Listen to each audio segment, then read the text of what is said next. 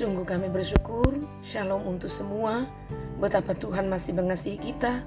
Kita boleh berjumpa hari ini, Rabu 17 Maret 2021. Namun, sebelum kita melanjutkan dalam berbagai aktivitas kita hari ini, yang Tuhan perkenankan kita untuk lakukan, sejenak saudara, kita nikmati berjumpa dengan Tuhan di dalam doa. Ini kami Tuhan, yang Kau beri napas hidup. Sebelum kami beraktivitas, kami jeda sejenak di dalam kerinduan yang satu untuk Tuhan, menikmati berjumpa denganmu lewat doa dan firman-Mu. Sambutlah kerinduan kami Tuhan, layakkan kami membaca firman-Mu. Di dalam nama Tuhan Yesus kami berdoa, amin. Saudara, firman Tuhan hari ini Yesaya pasal 60 ayat 15 sampai ayatnya yang ke-22. Sebagai ganti keadaanmu dahulu, ketika engkau ditinggalkan, dibenci dan tidak disinggahi seorang pun, sekarang aku akan membuat engkau menjadi kebanggaan abadi, menjadi kegirangan turun-temurun. Engkau akan mengisap susu bangsa-bangsa dan akan minum susu kerajaan-kerajaan. Maka engkau akan mengetahui bahwa akulah Tuhan juru selamatmu dan penebusmu, yang maha kuasa Allah Yakub. Sebagai ganti tembaga, aku akan membawa emas, dan sebagai ganti besi, aku akan membawa perak.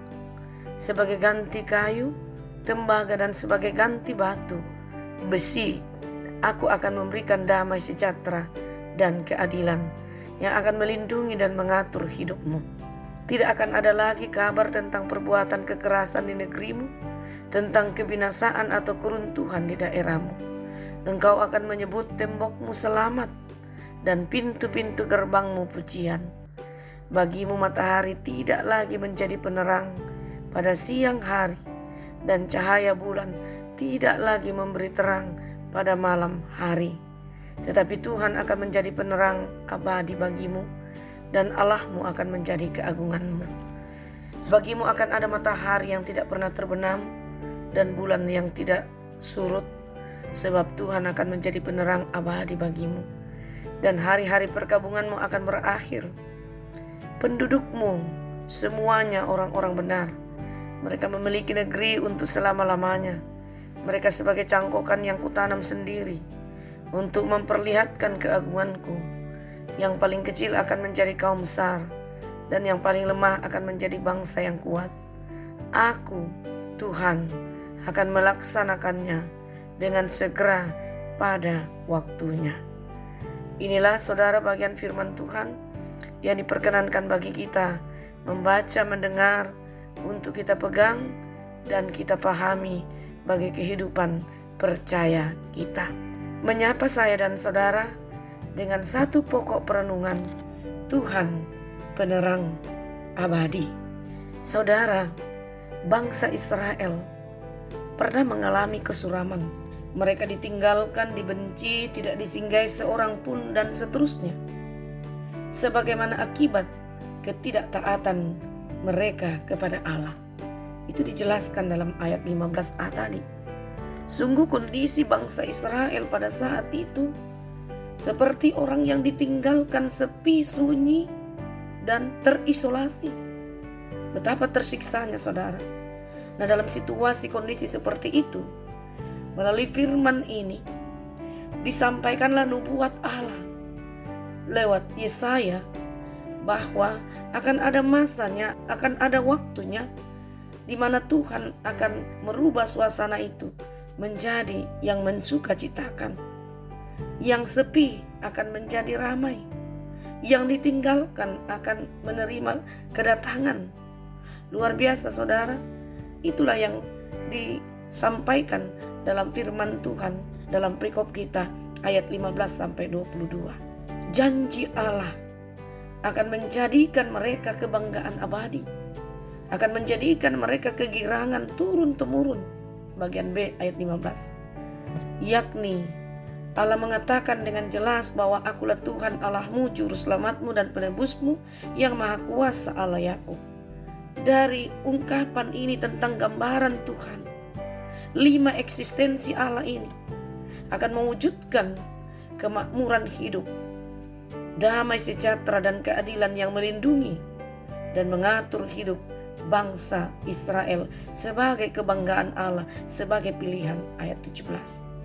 Mereka akan selamat, mereka akan ditopang dengan tembok serta pintu-pintu gerbang, dan mereka akan menikmati pujian. Ayat 18. Bahkan dikatakan Allah juga sanggup untuk menyatakan kuasanya mencangkok dan menanam orang benar sebagai penduduk negeri pada masa sesudah itu. Serta oleh kedaulatannya, Ia akan mengubah yang kecil menjadi kaum yang besar, dan yang paling lemah menjadi yang paling kuat. Ayat 22. Ini gambaran janji Tuhan kepada Israel untuk dirubah. Sion akan dibuat bersukacita, tidak perlu lagi dalam perkabungan.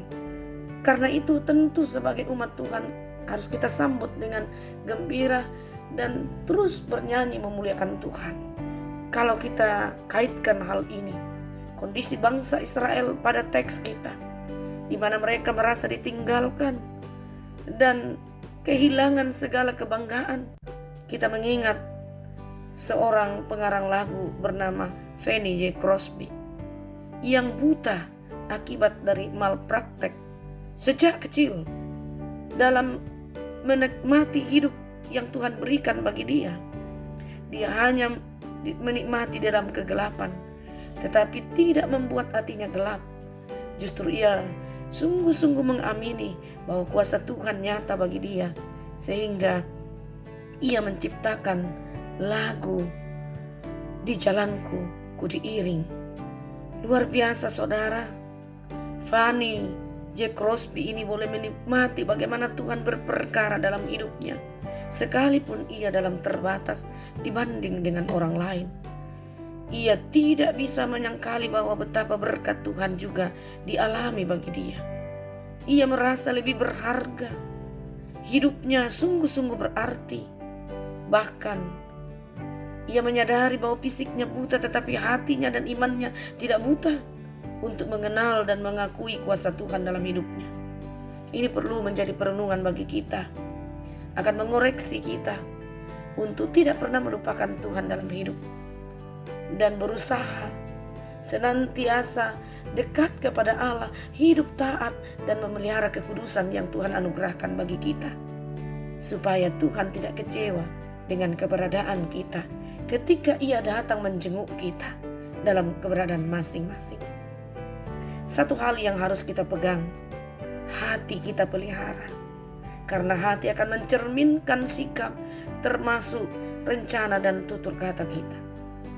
Jangan biarkan hatimu dikendalikan dengan yang jahat, dikuasai oleh keegoisanmu, oleh kesombonganmu, oleh iri hati.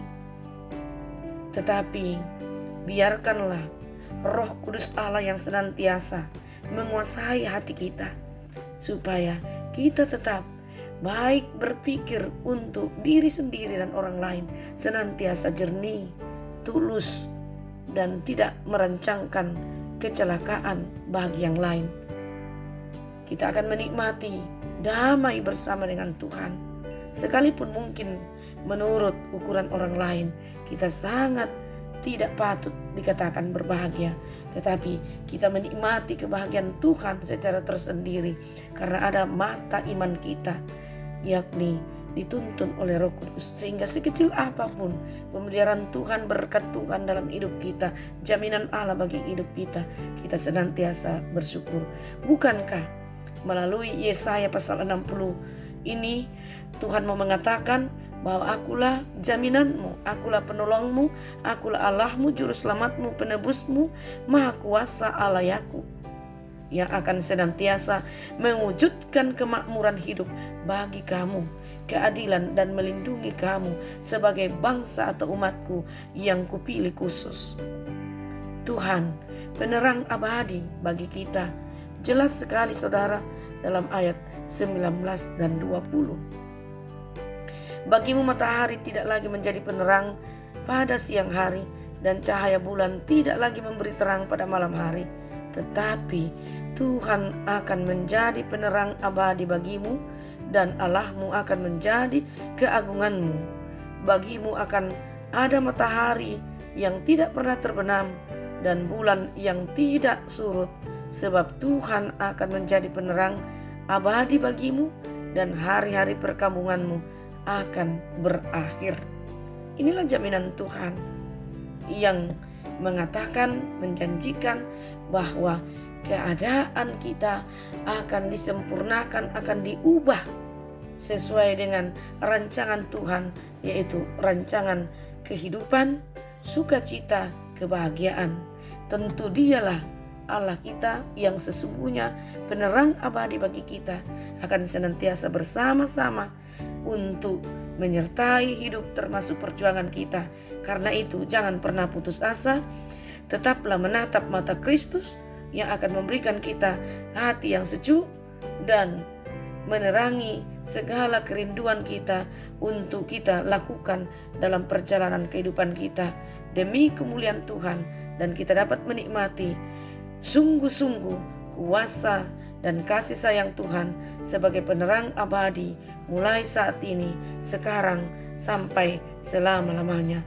Tuhan beserta kita. Amin. Terima kasih Tuhan, kami telah berhenti merenungkan firman-Mu. Biarlah firman-Mu ini terus berbicara bagi kami. Tidak akan pernah diam menuntun kami ke arah yang lebih baik dan menyadarkan segala keterbatasan kami, sehingga kami senantiasa dekat kepadamu. Dalam tindakan kami nyata bahwa firman Tuhanlah yang selalu menata kami. Kehendak-Mu lah yang jadi. Apapun yang kami lakukan tidak mengecewakan Tuhan, karena firman Tuhan yang menerangi semua pikiran, rencana, dan tindakan kami. Ya Bapa di sorga, kami berdoa untuk seluruh keluarga kami di mana saja berada, dalam segala kondisi. Tuhan peliharakan, termasuk para orang tua kami dalam kondisi lemah dan juga yang dimakan usia. Tuhan peliharakan mereka semua, berperkaralah. Termasuk saudara-saudara kami yang dalam kondisi lemah tubuh karena sakit penyakit. Ada yang karena virus corona, ada juga yang karena penyakit kronis yang dirawat di rumah sakit, juga di rumah-rumah mereka dan di tempat-tempat khusus. Kami teringat bagi mereka yang berbeban karena duka cita. Hiburkanlah Tuhan, kuatkan kami, topang kami dalam suasana itu. Kami berdoa untuk mendukung rencana pemerintah dalam memberantas pandemi ini. Sekarang ini Tuhan, digiatkan vaksin di mana-mana. Engkau kiranya memberikan kami pencerahan dalam pemikiran, sehingga kami tidak gentar bagi yang belum menerima vaksin itu, dan kami mendaftarkan diri menerimanya, sehingga semua upaya-upaya dalam rangka memutus mata rantai pandemi ini boleh terlaksana, dan benar-benar pandemi ini boleh hilang di tengah-tengah permukaan bumi. Oh Tuhan, kami berdoa untuk seluruh rencana kami hari ini. Tuhan yang berperkara bagi kami, termasuk saudara-saudara kami yang berbahagia, karena hari-hari khusus yang penuh cerita, sukacita. Tuhan sempurnakan sukacita mereka. Dengarkan doa kami, ampuni dosa kami, di dalam nama Tuhan Yesus kami bersyukur dan menaruh harap kepadamu. Amin.